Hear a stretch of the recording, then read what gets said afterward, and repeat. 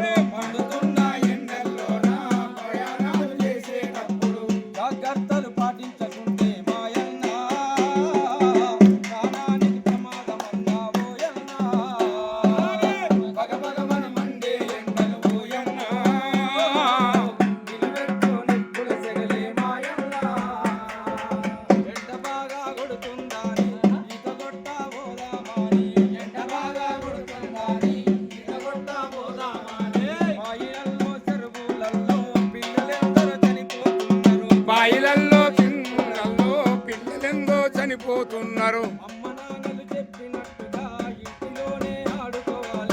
అమ్మ నాన్న చెప్పినట్టుగా ఇంటిలోనే ఆడుకోవాలి.